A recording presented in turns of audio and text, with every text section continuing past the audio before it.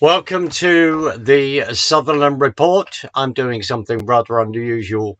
I have done it once before, and it's a real joy for me to do, which is to then take the airtime of a friend of mine's show in America, and I am then hosting that platform on my podcast. And in a minute, I will bring on my guest, Matt Shea. But before I do that, just an announcement, just as an advert, which is to urge all you wonderful people to support the J6 prisoners by buying the book, which is the American Gulag Chronicles, The Art of Confinement.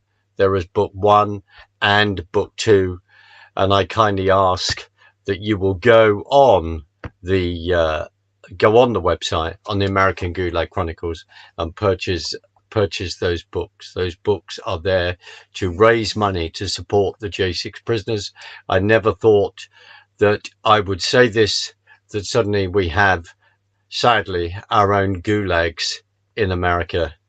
And we also have over here in the UK, we have people then locked up for their political views, we could say, and chased down. So please go on to the American Gulag Chronicles, The Art of Confinement, and that is to raise money for the J6 prisoners. I'm going to bring on a dear friend of mine, Matt Shea, and Matt Shea, as pastor of On Fire Ministries, amongst many other talents. And of course, this is his radio hour. Well, Matt, it is great to be on you. This is be on your show too, and doing this back and forth across the Atlantic Ocean. Amazing technology. It is. And Matt, thank you very much indeed for allowing me to do this. And I just want to give also a huge shout out to that very talented Travis, who helps us do all this tech as well. And without these amazing young people, we would not be able to go in the direction that we need to go. But Travis, thank you. And Matt, thank you very much. It's lovely to join you in your hour. Matt, I suppose let's start from the top. A subject that's very, very close to both of our heart, which is watching what's happening in Israel and the developments there. So we could say that in the last 24 hours, just over that the IDF, the Israeli Defense Force, has finally gone into Rafah. And if we start off with our geography lesson, of course, we are talking about Rafah, which is near the Egyptian border, which is the Gaza Strip.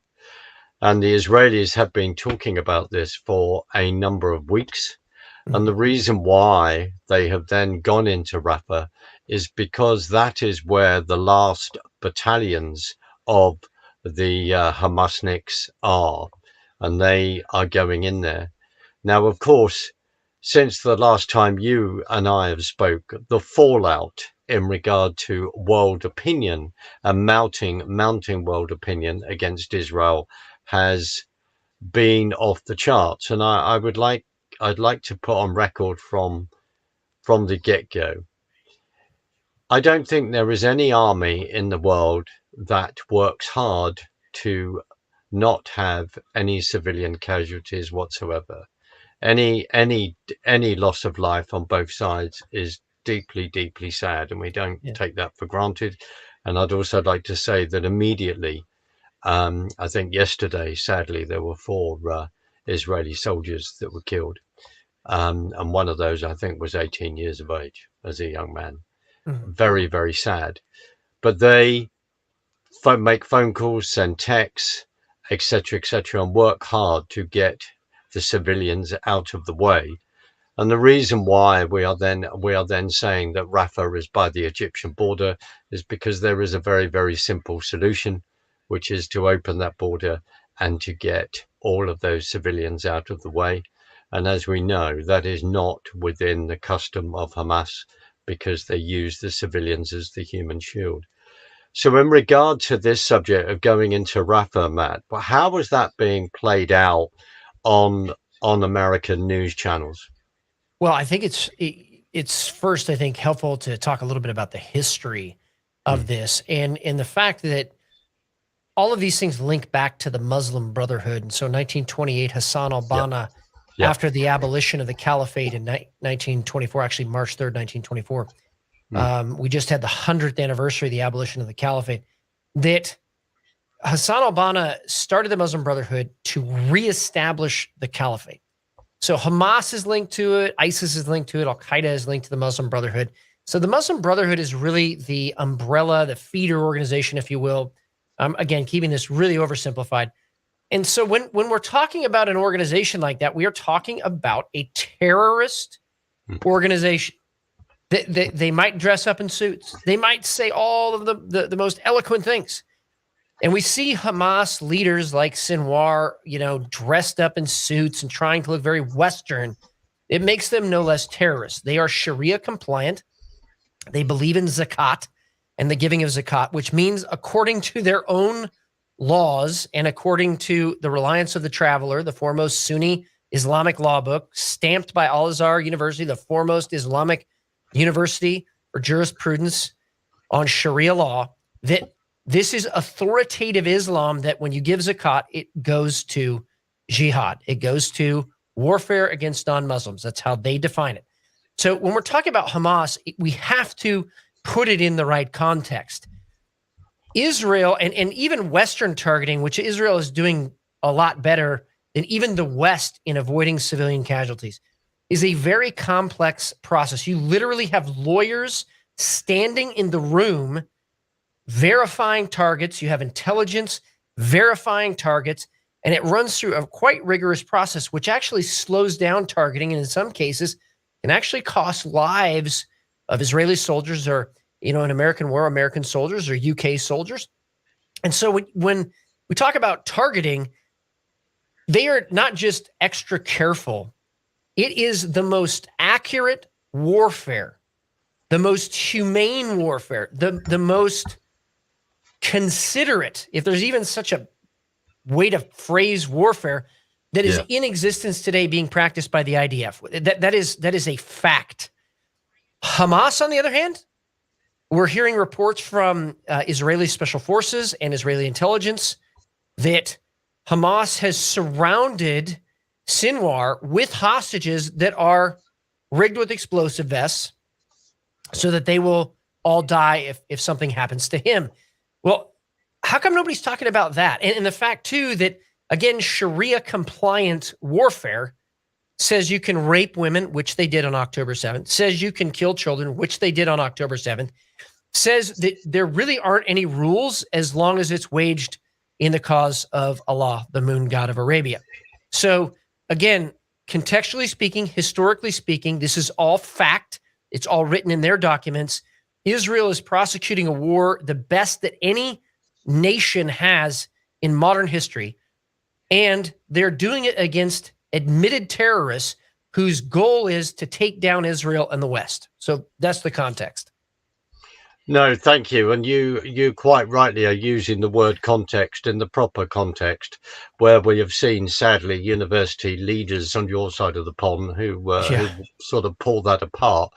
And in regard to that, I believe that today is yesterday, a memorial in regard to, or there's a march at Auschwitz in Poland, and I've actually been to Auschwitz myself and witnessed that with my own eyes in 1986, and a harrowing experience, something I'll never forget. Yeah. But there were protests of pro-Palestine protests there at a march that is a regular occurrence, because I think as we're speaking, yesterday was Holocaust Memorial Day. And thank you very much for raising the whole thing of this appalling picture of, people have said, 22 hostages. Jonathan Pollard on my show Shiloh, which is a regular discussion that he has with a rabbi in Israel, and I urge everyone to look that up, because the discussions are extremely illuminating and fascinating. And like with all of us, it's interesting to get news and tidbits from different sources. And I urge people to go and listen to Caroline Glick. And also the Quad, when the four amazing Israeli ladies get together and have a discussion about what's happening in their country. But this is the seriousness. And also, Jonathan Pollard was talking about the fact that at one point, and I don't know when that was, it must have been recent, that in fact the special forces came face to face with where these hostages were held, as you quite rightly pointed out, Yep. around Sinwar. And thank you so much for saying the Muslim Brotherhood and putting everything in context. And you said a very, very important, powerful thing that is not discussed within the West, it's not discussed here, which is to then bring about the caliphate again, to bring that in. And of course, we are, you and I say this, we are then not taught history. We're not reminded of the history. And let's just remember that on October the 7th, 246 hostages were taken. 12 to 1300 Israeli lives were taken. People were murdered on that day in the biggest pogrom since the Second World War. Since pulling out of Gaza in 2005 on a regular basis, once they got geared up, and then those armaments then improved with Iran passing the technology on, is that rockets were regularly firing into Israel constantly. And I think, Matt, we need to remind everyone that at the moment, if they don't know this, and it would have been discussed, I have seen that on American news channels, that in the northern part of Israel, facing then Hezbollah, there are still thousands, a minimum of 80,000 Israelis that have been displaced from that border, that are in hotels, etc., etc. No one is talking about that at all. Matt, we saw the 3 university leaders, rectors, before Congress, trying to wriggle out over a discussion of basically anti-Semitism. We then have, I've forgotten her first name, but the lady Gay, it's then been talked about, of course, all her plagiarism that has gone on for a period of time, and other things have then unfolded. People have resigned.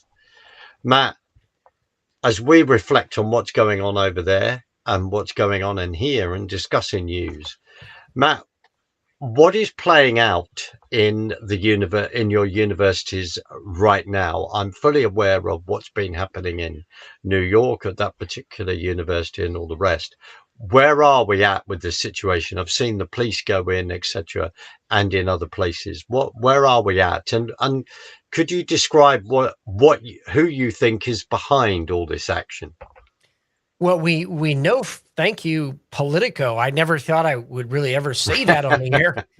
But a Politico article actually came out and said that Joe Biden's donors, his major donors, are the ones that are helping to fund this unrest. And in a couple of cases, specifically, organizations tied to terrorism, okay, across the United States. And what we're seeing, I want to just step back for a second again, contextually, is what's called the red-green axis. Yes. You can read about this in Disinformation by General Mihai Pacipa. He was the highest-ranking KGB defector to the United States of America from Romania. He wrote in that book that they had infiltrated 4,000 KGB agents into Islamic organizations by 1969. So we know this is a fact. Yasser Arafat, for example, who was the precursor to Hamas, Yasser Arafat was a KGB agent.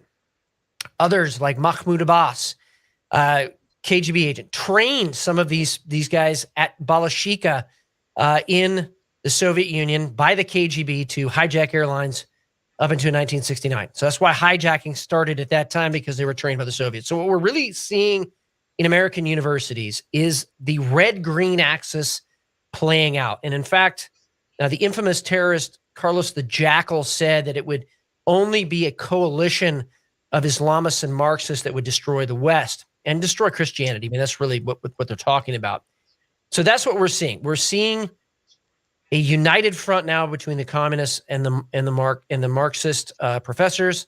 I would use the term Marxist-Leninists and the jihadis. That's what we're seeing play out on universities. Now, police have gone into many of these universities and cleared it out, which is very interesting because we actually talked, Mark, about May Day being one of the catalyst days. And sure enough, that was the day a lot of the riots came to fruition and they were put down. Over 110 universities, last count that I saw, had these groups protesting. Now, only 13% of Americans, maybe 14%, actually agree with that cause. So this is unlike 2020, where you had 60 to 70% of Americans that were favorable to Black Lives Matter. And now I think being burned once in COVID, burned twice in that, have figured out that we probably shouldn't be supporting these things anymore. So you see a very low percentage of Americans supporting this, and is probably why the optics got so bad that they had to put these things down and remove them from the college campuses. However, I believe this is going to move off the college campuses and is going to play out with terrorist attacks inside the United States and more terrorist attacks inside the United Kingdom, unfortunately, here in the next 8 months. I think that this is a key window of time, and we're going to see these things that are not lone wolves. There's no such thing. They're not lone wolf attacks. These are jihadis who are just following authoritative Islam, and they are going into places that are the most vulnerable. And we've seen just recently just a spate of attacks in churches, just in Pittsburgh last week, where a pastor had a gun pointed at him and it misfired. Thank you, God. And he survived it. So this is what I see in the next 8 months, and what really I think is the quickest way to summarize what's happening on the college campuses. In regard to that incident in Pittsburgh, was that then a jihadi attack? Excuse my ignorance. No one knows right now. Right.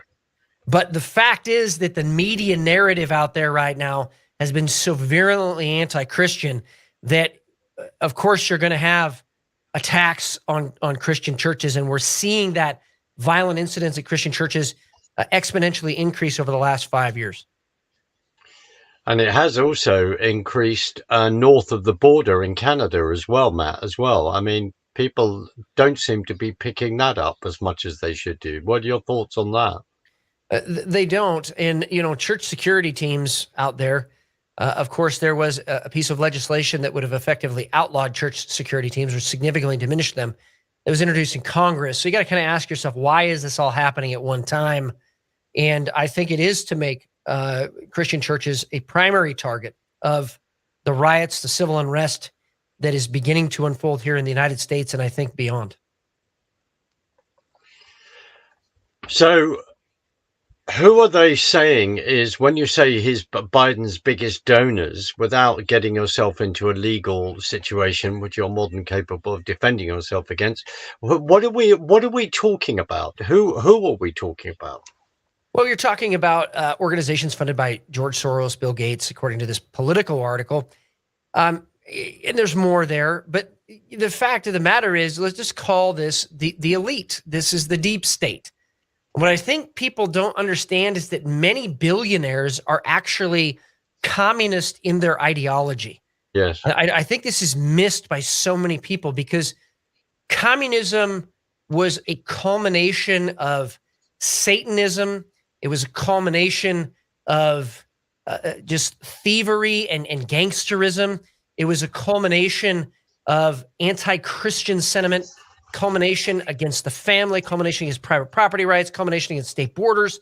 It was a culmination of all of those ideologies together. So a lot of these billionaires, they want to rule the world, and the perfect mechanism for them to do so is communism. So I think that's what we're seeing right now, which is why guys like Donald Trump and even to a limited extent, Elon Musk, are raising so many eyebrows, because this is not the typical billionaire class that is operating together. And really the question, I think, too, Mark, is who's behind George Soros? Nobody really ever asked that question. Like, how did George Soros get to where he is today? Who is behind him? I think that's a great question, probably a subject for a whole different episode.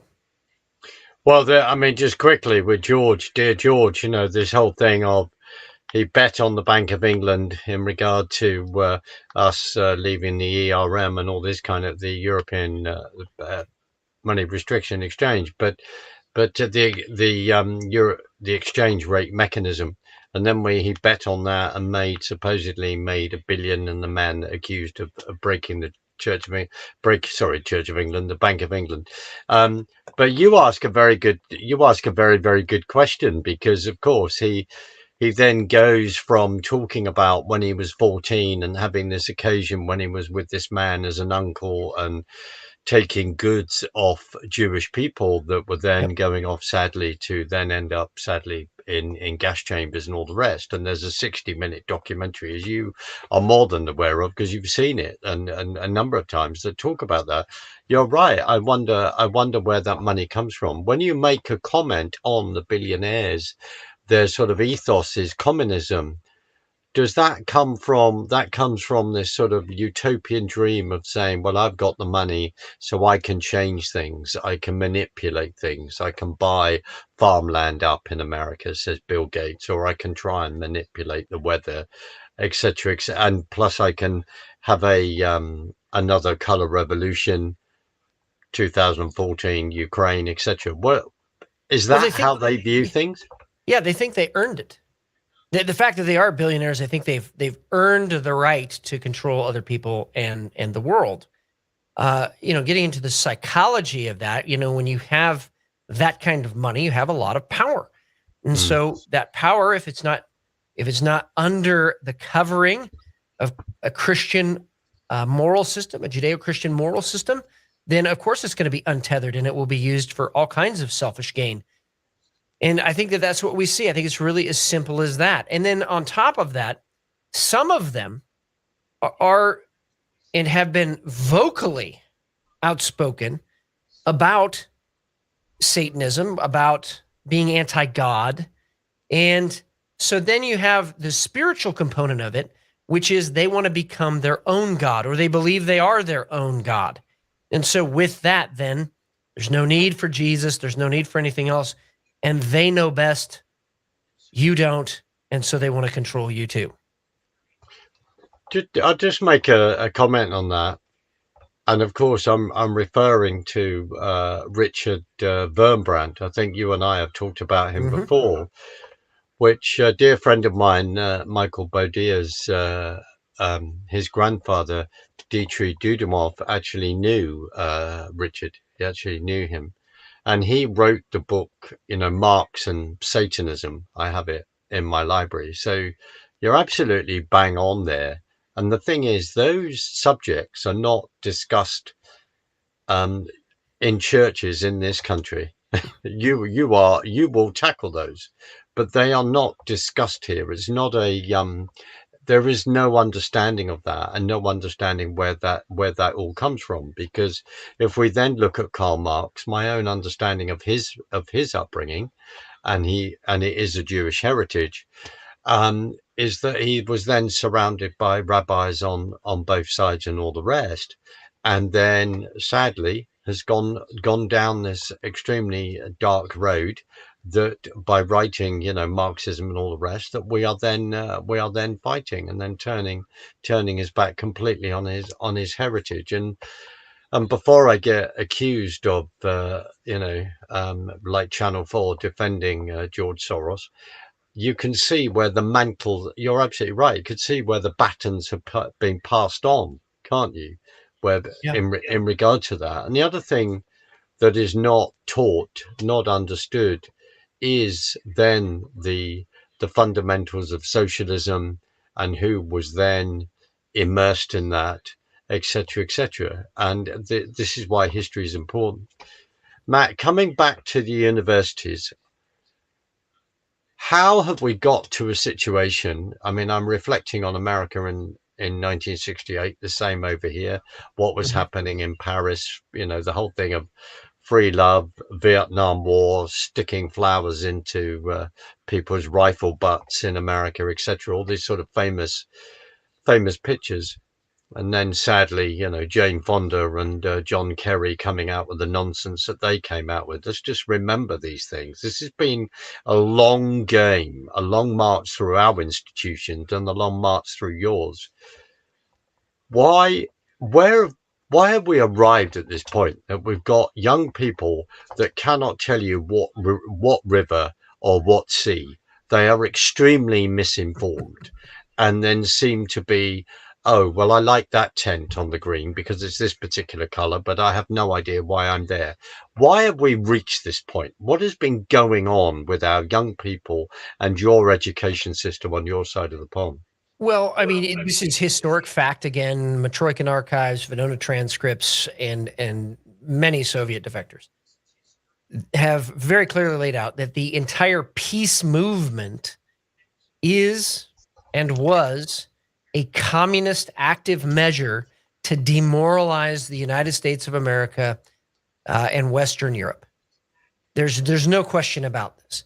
Now, the four stages of subversion: demoralization, destabilization, chaos, and then normalization. So this is all part of the demoralization place. In other words, taking the morality out of a society under what seems like a good guise. It seems like it, but the entire peace movement is an active measure. It always has been. So we need to acknowledge that first. I think that the second piece of this is we need to understand how communism actually works. There were two main schools of strategic thought in the Soviet Union and later in China. Well, we can trace it all the way back to the Comintern in 1919, basically. And the two strategic lines of thought were, one was deception and the other one was use of force. And so deception, the deception camp really believed that they could do these kind of things in the United States, demoralize it enough, and the United States would collapse from within. The problem is that in good for us and for shows like yours, Mark, is that the deception is failing because the truth is getting out. And the way you defeat a color revolution is by millions of people standing up and saying the truth all at one time. So the deception folks are still working along a line, and I want to just touch on this briefly. But as it fails, you're going to see more use of force, which is why I think that camp is coming to the fore right now. You're going to see more sabotage inside the United States and in Western Europe. You're going to see increasing use of what are effectively special force cells inside the United States, intelligence cells inside the United States that are bent on sabotage, destruction, fomenting civil unrest. But the bigger piece is on the deception side, and why a lot of the young people are falling for us is part of something called activity-based intelligence. We call it now fifth generation warfare, where they have created a digital double of every single human being in Western Europe and the United States. And what they will use that digital double with, it used to be about 2,500 data points. Now it's over 5,000 data points and maybe up to 10,000 now. They put those data points on your digital double, figure out everything that you like, when you do things, where you go. They use sophisticated technology now in homes with smart meters to figure out, when you go to the refrigerator, what time you get up in the morning, all of those things. And they put it into a big profile, not for the purpose of advertising. That's how they made money off this. But the real purpose is that they can know you so well that they can introduce stimulus or information or emotion that will get you to act a certain way. And so many of the young people today have fallen victim to this, and they don't even realize it. In fact, they think they're doing the right thing. Some of them are Christians. They think they're doing the right thing, calling out Christian nationalism, when all they are is part of this manipulative process, part of activity-based intelligence, and using you to destroy yourself. What are they describing as Christian nationalism then? I mean, we can break down what the word Christian is. We could break down what the word nationalism is, which is a believing in country. What do they see as negative here? I saw somebody the other day try to say there's good Christian nationalism, bad Christian nationalism. This is all an active measure. It's a narrative war. It's a narrative arc. There's no such thing. You're lying. You're being part of this manipulative process. So Christian means you are a believer in Jesus Christ, right? And you have made him your Lord and your Savior by faith and grace. We are saved through that grace. So that's Christian. Okay, fantastic. So nationalism means I believe in nations' borders. It's interesting that in the second chapter of the Communist Manifesto, Mark, as you well know, One of the key objectives of communism is to abolish nation states and their borders. But Jesus is a nationalist. Read Genesis 10. He created nations. There's a table of nations in Genesis 10.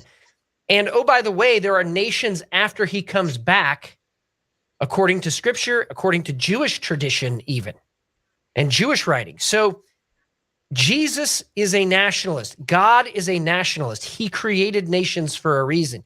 So if I'm a Christian and I believe that there should be a nation, then I'm a Christian nationalist. So I own that term. But if you're going to try to twist that into all of a sudden we want religious clergy to run the country, no one ever said that. Now you're gaslighting.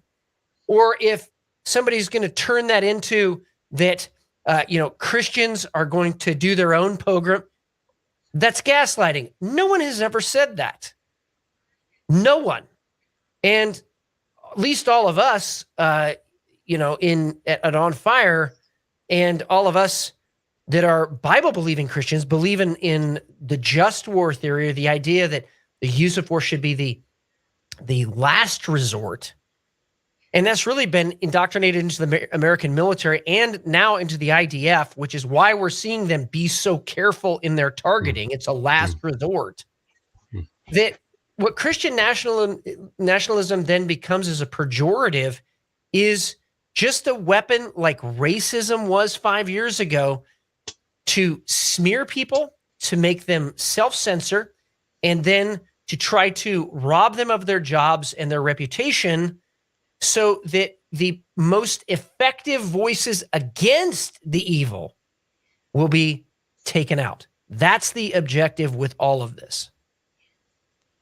So, we've reached a point where, the university in New York, what are the fees of that a year, Matt?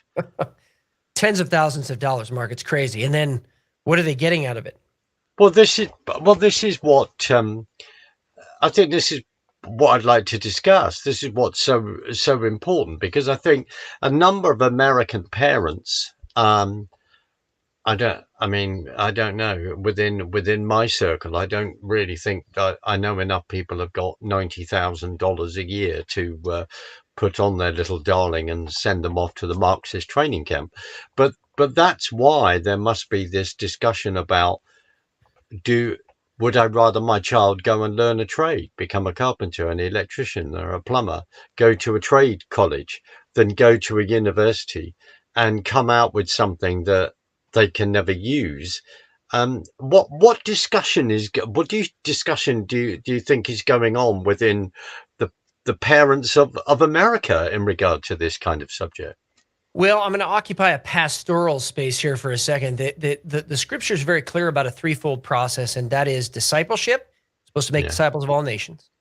Yeah. And then mentorship, we're supposed to have the teaching component and people guiding us through our walk. And then we have the apprenticeship component. And I think apprenticeship is where I want to land here, that we have lost that in Western civilization, that idea of apprenticeship, that I will walk with my father, walk with my mother into the profession, into the calling that they had, okay, and have. And so I think that loss of apprenticeship should be the main conversation, that we actually don't need to go to four-year university anymore for the vast majority of people. There are some professions that would require extended education, no question about that. But the vast majority of people don't need to go to college. College is a scam. What they can do instead is go to a trade school and apprentice. And this actually, I'm going to speak for, this goes for lawyers. Washington State actually is one of the rare places that has an apprenticeship program for becoming a lawyer, where you don't have to go to law school to become a lawyer. You do still have to take the bar exam, at least for now. And I think we need to get back to that. So even in a more complex profession, do we actually need to go to college, or could that be 2 years instead of 4? Or could we actually have real education in our high school system, in the public schools, and or just do away with public schools altogether and have just private schools and homeschooling like it was back in the day? and have apprenticeship again. So that's kind of how I think that the discussion should go. But to answer the question directly, parents right now are saying, what am I doing? I'm losing my children, sending them to these places. Yes. They're pulling their kids out of public school in droves here in America. And I believe we're going to see that happen in the universities as well. And finally, thank you and good riddance. Yes, because I mean, places like Harvard, for argument's sake, Penn State, but take Harvard, they have got a heck of a lot of dollars in the bank, haven't they? I mean, they would turn around and say, well, if Sure. loads and loads of people poured out, it's not going to affect us. But we have seen some huge alumni backers have said, no, I'm not having, I am Jewish. I'm not having this anti-Semitism. I am pulling my money out. So that must be from a PR point of view, affecting things. That is affecting the narrative. And then when we've seen professors, haven't we? I mean, we have that over here. We've seen professors who are goading, who are leading their students in this as well. And I've been, excuse my naivety, ladies and gentlemen, on both sides of the pond, I have been absolutely shocked that you could go to a university and you could do a course in, political activism that may actually lead into this. I mean, It's a recruiting ground. Yeah, it is a total and utter recruiting ground. How have we come to this point as well, where so you're actually sending your little darling off to university for $90,000 a year to go and end up training to be a Marxist communist and to completely take over the country? How have we arrived at this point? So the Marxist Leninists, and I'm using a very specific term to identify kind of the core of the communists. So the Marxist Leninists understood, and not just Lenin, but Stalin particularly understood generations. He understood that there needed to be infiltration generationally. So you saw the rise of Antifa in the 1930s in Germany. You see the rise of the Frankfurt School in Germany before Hitler really took over. And that Frankfurt School then came to America and Herbert Marcuse, and we could go down that whole trail. But suffice to say that many of these college professors at Columbia, Harvard, they're really disciples. They're second generation, maybe even third generation disciples of the Frankfurt School, which was bent on infiltrating not just the universities, but doing what Antonio Gramsci said, infiltrate the universities, the media, and infiltrate, and they don't say this very often, but the churches, and specifically the Catholic Church and the Southern Baptist Convention. And so we're seeing, I think, the third order effects of the Frankfurt School at these universities. Again, communist indoctrination with the intent of taking down and destroying the West. So some of these Jewish donors that are pulling back as alumni, they're understanding that where they put their money really maybe isn't as liberal as they thought. And I hope you understand what I'm saying when I say that, like true liberal thinking. And I also think they're beginning to understand that what they're funding is not just anti-Semitism. It's really anti-civilization. Yes. Because it's going to affect all of us. Yes. What? Just to comment on Gramsci, and you can say yay or no. Isn't his dealings related to your transport secretary? Who's your transport secretary? Pete. Buttigieg. Yeah. Yes. Young Pete. Now, didn't young Pete's dad actually know Gramsci? Didn't he? Yeah, there is a direct connection. And then, of course, you have Saul Alinsky laid over the whole top of that as far as the activism piece is concerned. But yeah, in just talking ideologically, Antonio Gramsci wrote for the Italian newspaper Avanti, which means forward. That's why you see forward as a lot of their mottos, not just of the Communist Party USA, but it was the motto of Barack Obama. That's why you see that it comes from that newspaper. So Antonio Gramsci was then thrown in prison because he got crossways with Benito Mussolini, who was the chief editor of that same paper. So Benito Mussolini was a socialist. So fascism is on the left. That was its origins. And so then what happened is they essentially tried to export all of this stuff to America. This is a very oversimplified version. And so, yes, ideologically, we're only 1 or 2 generations removed from this idea of Fabian or creeping or incremental socialism. Did you just use the word Fabian at that point? I did. Fabius Because Maximus. that's another important, very important definition, because people are then looking at a violent revolution, whereas you've just described this sort of total infiltration, Fabian then revolution, without then having the violence, and that before people know it, the whole thing's taken over, which is how I feel on this side of the pond, at the moment. But can we call it something just from a spiritual perspective? It's generational evil. It's just right. Passing it on generation to generation. That's what we're facing right now. So when we see that in America that people have been taking down the American flag, the Star Spangled Banner, and then putting up Palestinian flags on American universities, I'm not making that up, am I? I'm not joking there. This is what's been going. Yeah, it got worse than that. I mean, they draped the Palestinian flag over George Washington, desecrated his statue. But the flip side of it is, Mark, is that because it's so in your face, Americans are rising up. We saw some frat boys that defended the American flag and others that have defended the American flag, and they're beginning to raise up, stand up, and that's what we need. We have the majority. We have just been inexplicably silent during this process, and so there's a great awakening happening here in America, and I know it's also happening in Western Europe, in many countries, in Poland, in the UK, in Germany, and also in Ireland, which we briefly talked about before the show, where you have 10,000 Irish marching together, and it's finally awoken the spirit in Western Europe and the United States to say enough and no more.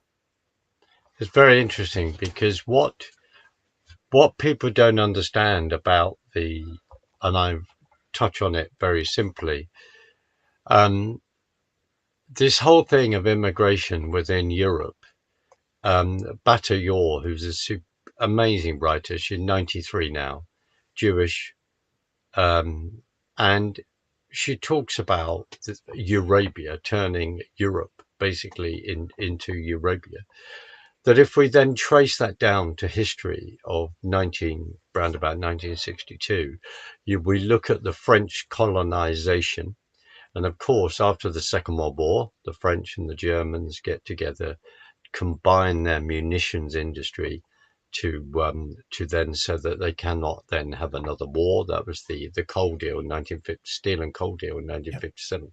The point I want to make this is that what people haven't realized is that within European, particularly French pushing political thinking, this whole thing of mass immigration from Africa, from the colonies, is embedded. It's embedded. So it then becomes the Europe-Arab dialogue. And that is what has then unfolded, particularly from 72 to 73. And that it's this whole thing of then being worried about access to oil, then wanting to create the United States of Europe without your constitution and without looking to you financially. And the reason why we were turned down to join the European Union, I understand, in 61 and 67, is because de Gaulle, who I've come to the conclusion was extremely ungrateful in the fact that you sent, thousands of your young men over the water, particularly on D-Day, and of course bombing raids from 43 in regard to Germany and all the rest, to then liberate France, liberate Germany. And de Gaulle did not like the fact that we had a relationship with America. We were looking to America. So what people then don't understand is that this is policy. The immigration is policy. And then, of course, tied in with the Global Migration Compact, tied in with the UN. I do apologize for even mentioning those two letters when I'm talking to you in regard to the United Nations. But we look at this globalist body, and that using immigration that's what's designed. And to inform everyone, after 14 years of a supposedly conservative government in the UK, they couldn't conserve a paper bag, as far as I'm concerned. They do not believe in conserving anything. We have seen the biggest migration input into this country ever. In other words, over the last few years, we've seen that amount is the same as what's happened from the Second World War. And it's astounding. And people are going, why can't we just stop it? Why can't we turn boats back, etc., etc.? You are absolutely right, because suddenly Ireland, and I would even venture to say that there were more than 10,000 people on the streets, might have even been 50,000, as one report said, saying that they've had enough. So let's put it in context. Ireland, I think, has a population of 8 million people, I think, in Southern Ireland. Maybe not as much as that. But they've then seen a migration input of 1 million people. That is profoundly unsustainable, especially when they need new housing and all the strains of resources that then brings. That is what is playing out in Ireland. And finally, people have gone, we've had enough. Now, to understand this, Southern Ireland is still in the European Union. It's within the European Union. It is. So now suddenly we're going to see a point where there's going to be potentially a fixed border. People want a fixed border between Northern Ireland and Southern Ireland. And because it's within the European Union, it's this whole thing of freedom of movement. We have then created, even though the Windsor deal was supposed to do this, we then have chaos. And finally, the Prime Minister of this country, Rishi Sunak, who was not elected, he was imposed, that's a subject for another day, has turned around and said, no, we're not going to take migrants from that have left the UK to go to Southern Ireland, because they're worried that they are then going to be put on a plane and sent back to Rwanda. That is all playing out now. But I sense, Matt, what do you feel about this? That the chaos, where do we put spiritually the chaos? Because the chaos is deliberate. Am I looking at the fact, as the Bible says, that there be the man of perdition, this person arriving on the scene and solving everything? What does your pastor's hat theology say to that? Well, this is a big subject, but let's simplify it. What we're seeing from Islamic nations is called civilization jihad. Again, going back to the Muslim Brotherhood, it was the idea of hijra, civilization jihad, overwhelming a country, using their own systems against them to finally take over the country and impose Sharia law. Those are not my words; those are their words. So the early church fathers, and all the way up into the 1800s, all had an understanding of something called Second Esdras. It was a prophecy. It's in the Apocrypha of the 1611 King James Version of the Bible, that talked about the rise of the dragon nations of Arabia. This was written about 200 AD, so about 400 years before Muhammad. And the church always considered Islam a dragon. It was the symbol of Islam in church history, all the way up until 1800s, and then 1917, when the caliphate was finally defeated, in 1924 when it was abolished. So, as a pastor's hat, this is the enemy raging because God is already on the move. And what we're seeing is that they're trying to create chaos and flashpoints everywhere. They're trying to create these flashpoints in Ireland and Poland and in the UK. They're trying to create these flashpoints there so that chaos will begin to reign and that there will be war. And I believe they want a third world war, because just like the First World War, they tried to impose one world government, one world religion, and one world economy.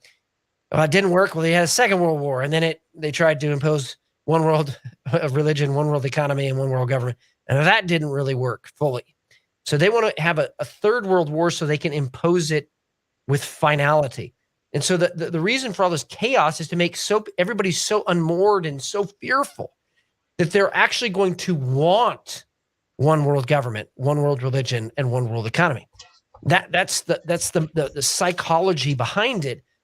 And then the answer is obviously the truth, returning to the fundamental principles that have made Western civilization great. And that's why it's the right thing to do, because that's what's being attacked constantly, are those things that made America great, made the UK great. And that is family, private property, national borders, and the Christian religion.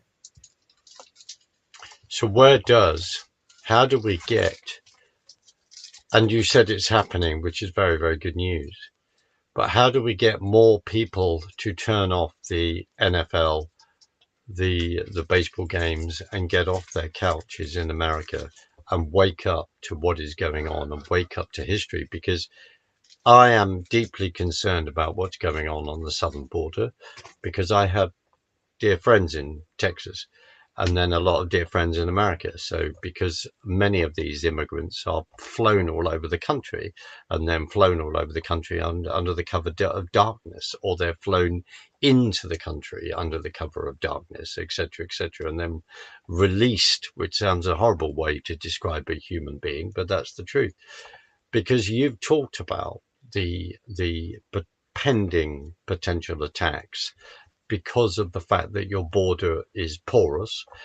And I know we're underlining, and you and I we've talked about this before, and I think this is really, really important in many ways, until we're blue in the face. And this is where the cultural difference is, because life, liberty, and the pursuit of happiness, what the Constitution stands for, etc., that is not a debate that is happening on this side of the pond, because I would say that we are so down the socialist road, it's frightening. So how do we encourage more and more people to, I mean, as you say, these frat boys were inspiring by defending the American flag. How do we urge more and more Americans to engage? Because I am desperately trying to do that as much as I can. Sorry, it's a long-winded question. How do we do that? I think it's shows like this. I think it's consistency. But there's an emotion that we don't talk about very often. And I think that emotion is authenticity. I think it's the most powerful emotion. That wherever we can have authenticity, people are drawn to that. And authenticity comes from our testimonies as Christians, comes from our experiences and sharing those things generationally. And so I think sharing those things, and especially what we call the Abraham generation, sharing their experiences and their lessons with the Isaac generation and the Jacob generation, and then the Joseph generation, right? I think it's so important. We need to start talking again around the dinner table, or around the campfire, or over the barbecue, or whatever. We need to start talking again, having those interactions again, instead of having our interactions solely through a phone or a computer screen. I think, though, it's a combination of a couple things. I think that's the simple way. And then the hard way is the pain level is going to be ratcheted up to such a point where people are going to have to wake up and get off the couch and do something. So I think it's a combination, to be honest with you. But we are advocating that generational authenticity and in making that something that we're intentional and focused on. I think if we do that, I think we wake up really fast. And we're seeing it here in certain regions in America. We're waking up really fast because, like Thomas Jefferson said, people that are tied to the land and the cycle of the land are a repository for the values that make a nation great. And I'm paraphrasing. And so we're seeing that happen in regions that are still tied to those core values and still tied to the land in that way. Could you give me an example of areas in America that are waking up? Could you Absolutely. give me an example? Texas, Oklahoma, the Appalachian Mountains, what we call here affectionately the American Redoubt, which is, it's a geographical place. Some people try to make that into something nefarious, but geographically, it is an area that, and demographically, is an area that people that sought freedom came to across the plains, and so they kept those values with them. There's a great demographic study done on it. But people from the Irish potato family, the Chinese that came across on the railroad, they wanted freedom. Freed slaves came across, and so that value system is still here, and we're passing it on to the next generations. And so this has nothing to do with ethnicity. It has more to do with the core values and the authenticity and the life experience and the history and the context of where people came from, and that they want to keep that going to the next generation. And so, and this is in every country around the world. You just have to find it and, again, pass it on. No, well, thank you, Matt. We're in, unless I've got my timing wrong, I think we're into the last minute before I'm going to play us out. But I think in all my conversations with you, which I deeply, profoundly enjoy and are extremely stimulated by, I want to urge you to write a book, or maybe a number of us need to write and contribute to the same book, because you've basically laid out a history lesson, and I think that is fundamentally important. Now, I'm just keeping an eye on my clock, because that's really, really important, because as we're then finish the segment on this particular channel, and I will play us out. Matt, I just want to thank you so much for doing this. I thank you so much for your history and your knowledge, and for actually having the privilege of being able to sit down and do this. So thank you very much for joining me. It's much appreciated. I'm gonna play us out. Speak to you soon.